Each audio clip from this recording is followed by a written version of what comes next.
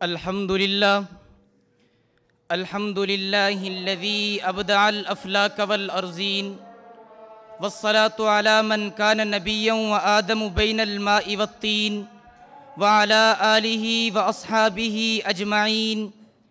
أما بعد فأعوذ بالله من الشيطان الرجيم.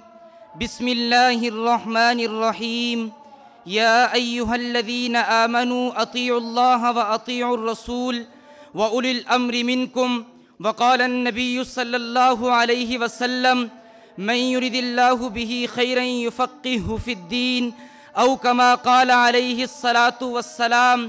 یہی ہیں جن کے سونے کو فضیلت ہے عبادت پر، یہی ہیں جن کے سونے کو فضیلت ہے عبادت پر. انہی کے اتقاء پر ناز کرتی ہے مسلمانی، انہی کی شان کو زیبا نبوت کی وراثت ہے، انہی کا کام ہے دینی مراسم کی نگہبانی. خدا یاد آئے جن کو دیکھ کر وہ نور کے پتلے، نبوت کے یہ وارث ہیں، یہی ہیں ذل رحمانی. نہایت ہی واجب الاحترام اساتذہ کرام اور مسلک اہل سنت والجماعت احناف دیوبند سے تعلق رکھنے والے غیور نوجوان ساتھیوں، آج مجھے اس سٹیج پر جو عنوان دیا گیا ہے وہ ہے سید الفقہاء امام المجتہدین سیدنا امام اعظم ابو حنیفہ رحمہ اللہ تعالیٰ کی سیرت.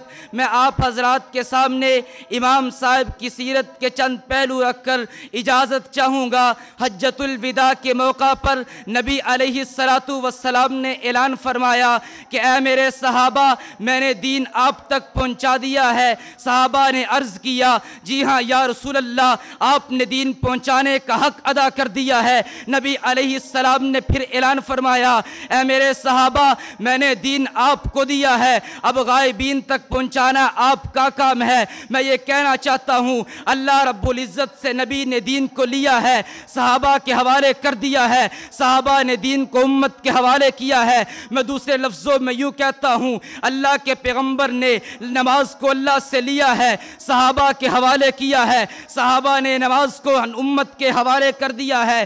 اب ہماری نماز صحابہ والی ہے، صحابہ کی نماز نبی والی ہے. نبی اس دنیا میں نمائندہ خدا ہوتا ہے، صحابی اس دنیا میں نمائندہ مصطفیٰ ہوتا ہے. میں ایک نکتہ دینے لگا ہوں، اللہ رب العزت نے نبی علیہ الصلاۃ والسلام پر نبوت کو ختم کر دیا ہے. تعداد 1,24,000 ہے. جب جو نبی صحابہ جو نبی کے نمائندے ہیں ان کی تعداد بھی 1,24,000 ہے. اس کی وجہ کیا ہے؟ وجہ یہ ہے، نبی نمائندہ خدا ہوتا ہے، صحابی نمائندہ مصطفیٰ ہوتا ہے. نبی پر خدا کی نمائندگی ختم ہے، صحابی پر نبی کی نمائندگی ختم ہے. جتنے نمائندے خدا کے ہیں اتنے نمائندے مصطفیٰ کے ہیں.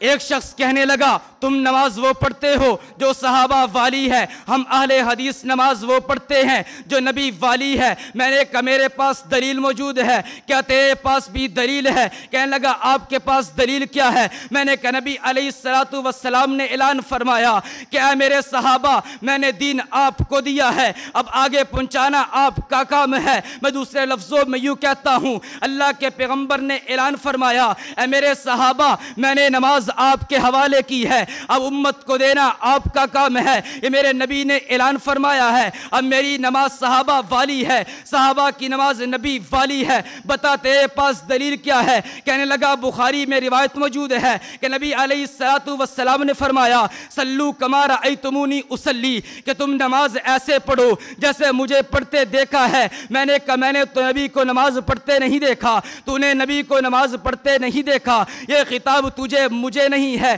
یہ خطاب تو صدیق کو ہے، یہ خطاب فاروق کو ہے، یہ خطاب سارے پاک صحابہ کو ہے. میں پھر یہ کہنا چاہتا ہوں، ہمارا مشن ابو حنیفہ ہے، ہماری منزل محمد الرسول اللہ ہے. ایک شخص کہنے لگا تم کون ہو؟ میں نے کہا میں حنفی ہوں. کہنے لگا تمہارے پاس دلیل کیا ہے؟ میں نے کہا اس لیے کہ مجھے عربی زبان آتی ہے. کہنے لگا جی وہ کیسے؟ میں نے کہا عربی زبان میں 2 لفظ ہیں، نمبر 1 مذہب، نمبر 2 منزل. میرا مذہب ابو ابو حنیفہ ہے، میری منزل محمد الرسول اللہ ہے۔ اگر تیری منزل محمد الرسول اللہ ہے تو بتا تیری منزل کیا ہے؟ اگر تیرا مذہب محمد الرسول اللہ ہے تو بتا تیری منزل کیا ہے؟ ایک شخص کہنے لگا کہ آپ امام اعظم کو پہلا امام کہتے ہو، امام مالک کو پہلا امام کیوں نہیں کہتے؟ امام شافعی کو پہلا امام کیوں نہیں کہتے؟ میں نے کہا جب میں نے ان کی عمروں کو دیکھا ہے مجھے ترتیب یوں ہی ملی ہے۔ کہنے لگا جی وہ کیسے؟ میں نے کہا امام اعظم 80 ہجری میں پیدا ہوئے، 150 کو فوت ہو گئے۔ امام مالک 93 ہجری میں پیدا ہوئے، 179 میں فوت ہو گئے۔ امام شافعی 150 کو پیدا ہوئے، 204 میں فوت ہو گئے۔ امام احمد بن حنبل 164 کو پیدا ہوئے، 241 میں فوت ہو گئے۔ جب میں ان کی عمروں کو دیکھتا ہوں مجھے پہلا امام اعظم نظر آتا ہے تو پھر میں یہ کہنا فخر سمجھتا ہوں میں حنفی بھی ہوں، میں دیوبندی بھی ہوں۔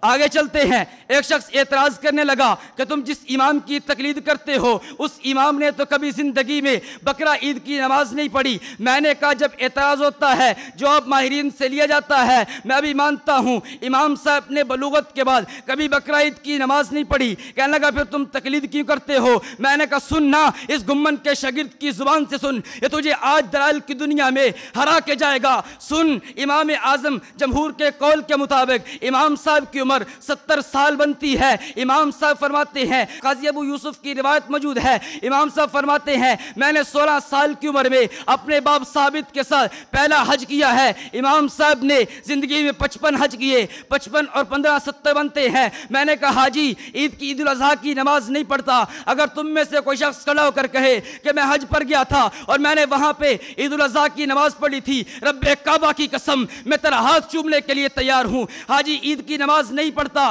تو پھر میں بھی مانتا ہوں امام صاحب نے بلوغت کے بعد بقرہ عید کی نماز نہیں پڑھی ہے۔ لوگوں حسد کی آگ سے نکل جاؤ، تم نے حسد کو اپنے دلوں میں اتار لیا ہے، اپنے دماغوں میں اتار لیا ہے۔ شیخ التفسیر حضرت احمد علی لاہوری نور اللہ مرکزہ فرماتے ہیں کہ جو شخص اللہ کے ولی کے ساتھ حسد رکھتا ہے اللہ اس سے عقیدت کو کھینچ لیتے ہیں، بصیرت کو کھینچ لیتے ہیں۔ جس کے دل میں نہ عقیدت ہو، جس کے دماغ میں نہ بصیرت ہو، وہ بے وقوف ہوتا ہے۔ تو پھر میں یہ کہنے کا حق رکھتا ہوں کہ میرے امام وہ ہے جس کے بارے میں رب کا قرآن کہتا ہے وَآخَرِينَ مِنْهُمْ لَمَّا يَلْحَقُوا بِهِمْ۔ مفسرین فرماتے ہیں اس آیت کا مصداق امام اعظم ابو حنیفہ ہے جس کے بارے میں میرے پیغمبر کا پاک فرمان کہتا ہے لَوْ كَانَ هَذَا الْعِلْمُ عِنْدَ السُّرَيَّةِ لَتَنَاوَلَهُ مِنْ رَجُلٌ مِنْ أَبْنَاءِ الْفَارِسِ۔ محدثین فرماتے ہیں اس حدیث کا مصداق امام اعظم ابو حنیفہ ہے۔ تو پھر میں کہتا ہوں اب جس کے جی میں آئے وہی پائے روشنی، ہم نے تو دیا جلا کے سریام رکھ دیا ہے۔ وآخر الدعوانا ان الحمد للہ رب العالمین۔